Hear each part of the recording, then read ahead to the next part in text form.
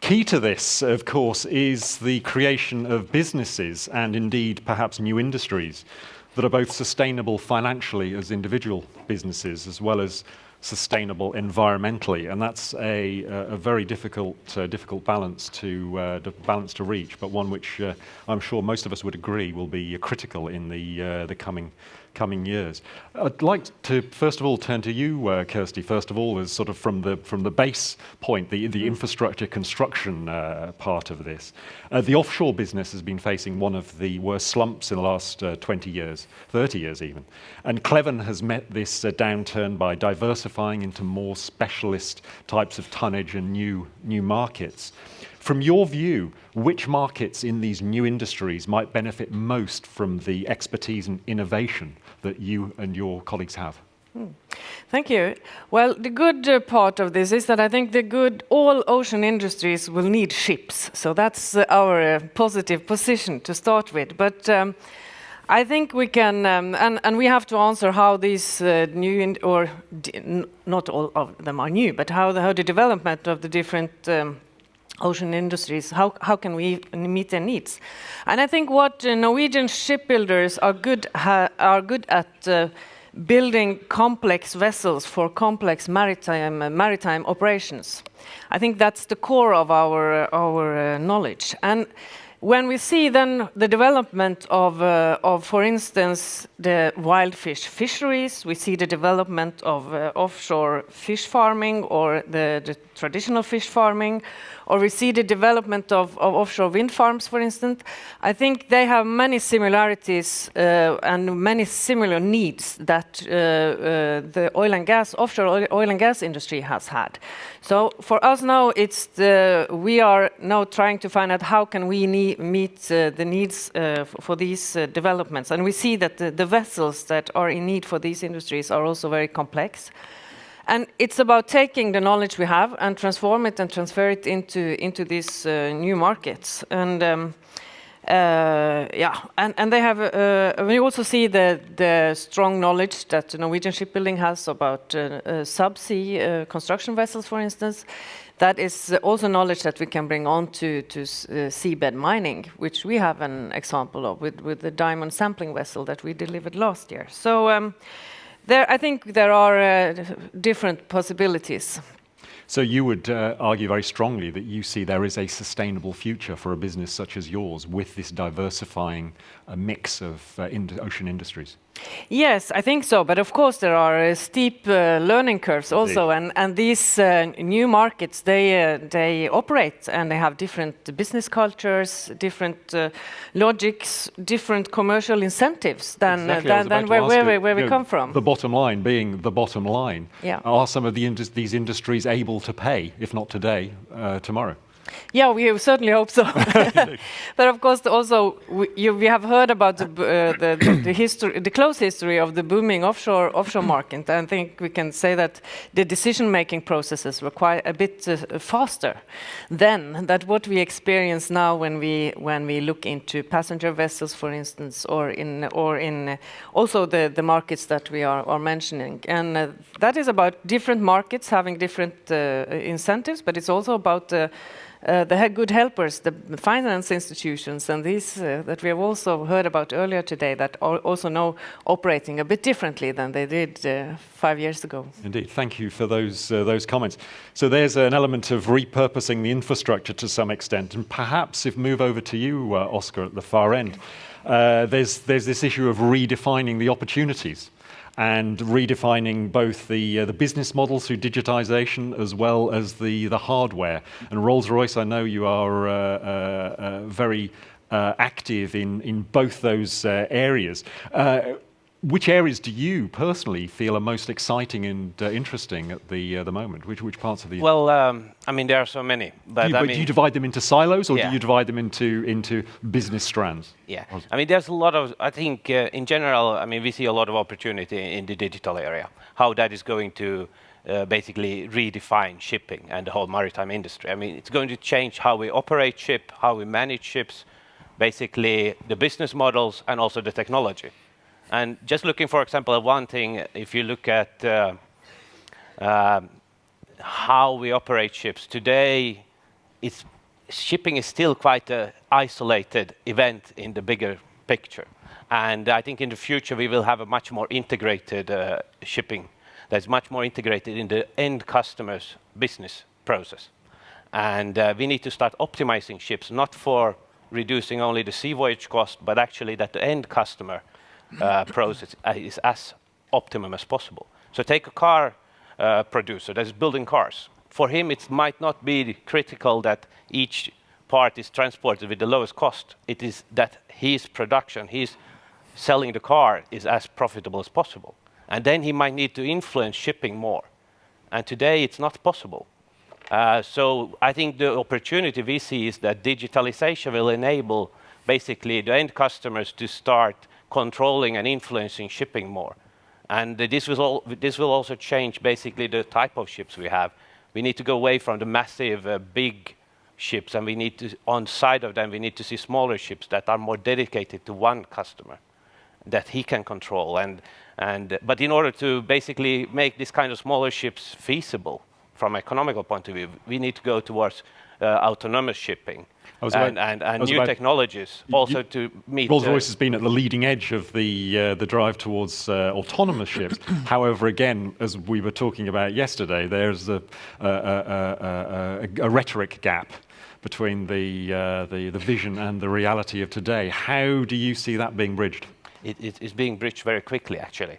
I mean, we see a lot of interest from many different players in the industry, ship owners and cargo owners who want basically the autonomous ships. So it is, I mean, we are swamped with work. That's our biggest problem, that there are so many exciting projects to work on. And of course, there's a lot of development both on technology side, but also on basically the regulation side and all these things. But we're taking it step by step. We're starting with a little bit smaller tonnage and building the experience. And I mean, before the decade is out, we're going to have this kind of remote autonomous ships out there. So it's just a few years. And from there, it's going to grow towards short sea shipping and then towards the ocean-going vessels. Thank you.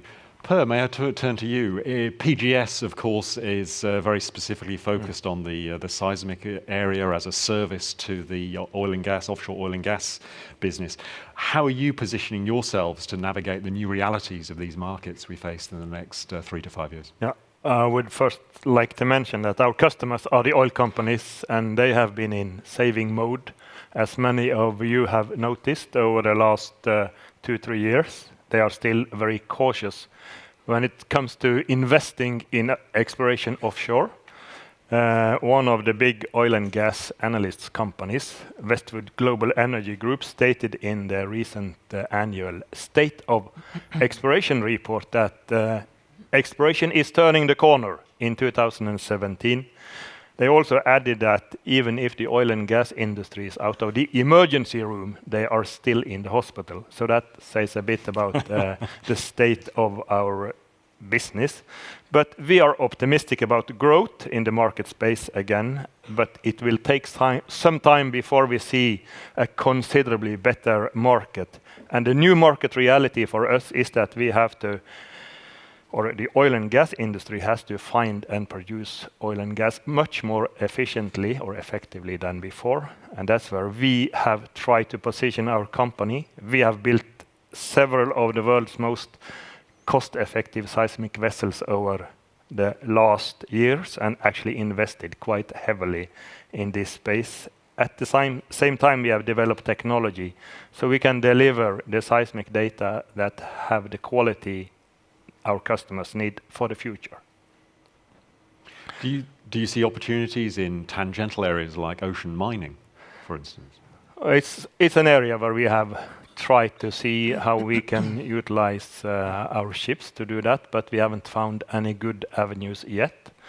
So there's a very interesting project that you are spearheading, I understand, the Global Ocean Data Initiative. In collaboration with the Norwegian Shipowners Association, I believe. What actually, could you explain a little more about what that project actually is and what it will gather and what the value of it may be in the longer term? Yes, I'll try to do that in short time. But our objective as a company is to be a responsible user of the ocean. And that means we also need to understand the risks of our activities and to minimize the impact on marine life and cooperate with the other users of the ocean. So we have a responsibility to contribute where we can to increase the collective understanding and knowledge about the oceanic environment. And as a part of what we do, seismic acquisition, we collect numerous other data than seismic. That's data like water temperature and salinity, currents, and a lot of weather observations. Our vessels sail maybe 250, 300,000 kilometers collectively each year. And for every kilometer, we gather these types of data. And we are very pleased to be able to share these data that we own with scientists in order to kind of improve the understanding of the oceans. So just two areas where we believe this can have an impact is on, for instance, understanding the acidification of the oceans and also understanding the marine ecosystems much better.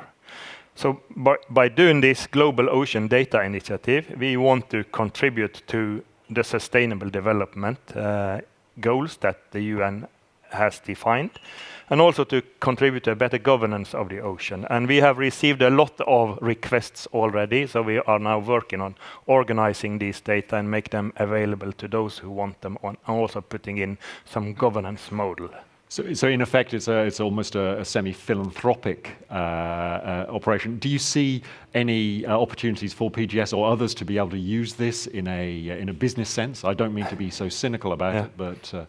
well, of course, it would be nice if we could. We are still thinking about that. We don't see any clear business models yet. So the first step is to make it available to the scientific community. Scientific repository. Yeah. Excellent. Thank you very much for that. Nina, could I turn over to you? WWF, a very significant organization in lobbying for sustainable exploitation and use of the oceans. You have a number of research projects. What's your view of the potential for expansion of the exploitation of some of these very sensitive parts of the world's oceans, particularly in the high north? Well, I think the oceans hold great potential, but we keep talking about potential and opportunities without solving the underlying impacts and challenges that the oceans are already facing. Indeed. And without solving that, we will quickly run out of opportunities. Over the past 40 years, we've lost more than 50% of the life in the oceans. So if we want to start talking about additional exploitation or opportunities, this is a problem that we need to start by solving. Another example is obviously with the shipping industry eyeing new opportunities in the Arctic as the ice is melting. I do understand that it opens up a brand new ocean and with great opportunities, but what really should be frightening the living daylights out of us is the fact that the ice in the Arctic is actually melting. So what are we going to do about that? But having said that, obviously the oceans have great potential for future job opportunities, future food production, and all of this, but it has to be done in a sustainable way. You recently announced this partnership with Kjelling Rocker, who has pledged to give away a large chunk of his fortune on a new research vessel. Could you talk a little more about that project, why it's significant to you, and frankly, whether you believe, I'm sure you do, that more ship owners and oil industry people should be rather more philanthropic in their giving and commit themselves to such projects? Well, the last one is a given, I guess. But I must say this is one of the most exciting initiatives that I've ever been part of.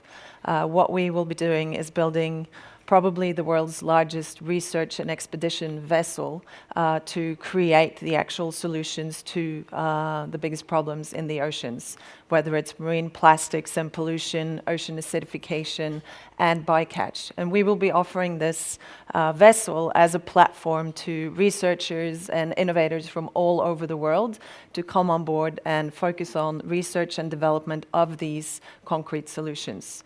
The ship will also be used for expeditions to collect plastics and other marine wastes, and has special production facilities on board where we will also try to transform the plastics into new types of fuel, for example. So it's an example of an innovative partnership where we share the same kind of passion, but also concern about what is actually happening out there. And that powerful partnership will hopefully lead to some pretty amazing solutions. On this issue of philanthropy, though, I did have to. WWF is known as a pragmatic environmental organisation, you might say, unlike perhaps parts of Greenpeace that are more inclined to direct action. When the research vessel project was announced, I did notice that the Huffington Post ran its article headlined "Billionaire who made fortune polluting oceans to donate wealth to clean them up." Are you comfortable with that relationship? Does it not show a certain... where does pragmatism end and lack of ambition? I am very comfortable with this partnership, and I don't think that differences of opinion should stand in the way of creating powerful new solutions.